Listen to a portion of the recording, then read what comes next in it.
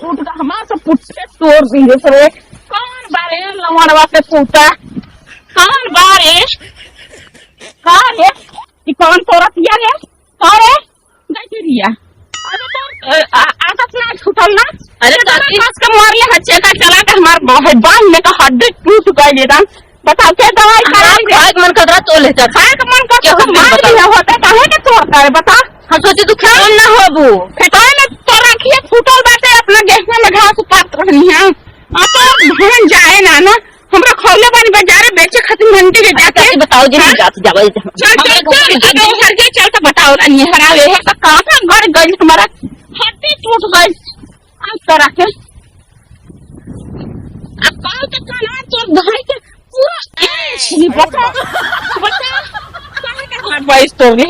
अबे वैसे तोरा के का सिखौले रहनी पटक पटक मार ले रहा है ना तो ले है तो हमने से लाश हुआ था हर में से लाश हुआ था तोर भता इतना कमाता बाजार से मंगाने तोर बेटवा कमाता हमार बैरिया पर उधान बाड़े हम ले जाबे ओकरा के मंडी बेचे रखौले बानी। अरे जा तो मंडी बेच के पौगा बेच के आनी हां 10 किलो ले गई नहीं अबे पाक जाए तो परसों फिर लेके आ छोड़ दे। हां काहे का हथरा छोड़ी बता कि कहिए कब चटनी का हाल जाए रात के तोड़े हैं तो एक आध दूध तोड़े का देखा एक तो आई हो तो पैसा लेकर हम कौन से तोड़े के दे रही हो तो एक आध दूधारा खूब ले जाके खा के अपन इच्छा पूरी कर लिए होते। अच्छा छोड़ हमरे चाची ने हर दिन बताओ छोड़ हम तो जाते छोड़ ले जाए नहीं नहीं नहीं मत पिटवा मत बताओ हो जाए ठीक है तुम हाथ तोड़ ले बाड़ू ना भतार से बताओ क्या करता है भतार जाए हरा खाई के मारे भतार भाई बनी हो छोराओ तरह करू कहूँ गेहूँ कहूँ बाल कहूँ सरसों कहूँ बर्रई कहूँ बाइर कहूँ आज बड़ तोड़ता रहे कल हमारे बगीचे में जाके याद है मिली तोड़ दे छोड़ दे चाची छोड़ दे हमारा तो आज उसे छोड़ने की ना सही आता बता।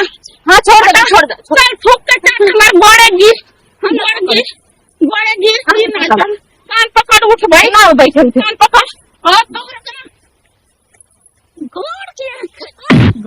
जानू की ना याद दूसरा दिन मत बाल तोड़ से जानू की जान नहीं पैसा तोड़त ना हमें जाने से आप मत कबू पाए हमें जाइए हमारा खाता काटा ना लास्ट शर्म है ये नहीं होता ना कस के बताओ चेका चलावला सिया पता नहीं कर लाभ चुआ जाता हमार हां हड्डी टूट गई बाही में के बतावे कैसे का बाहर से धवलस रे रंडियावा आयो रे मां ये भगवान आज से देख बाइरे के सामने तो वही बाइरे के झखड़े उनके मारब चलो कानी सॉरी आज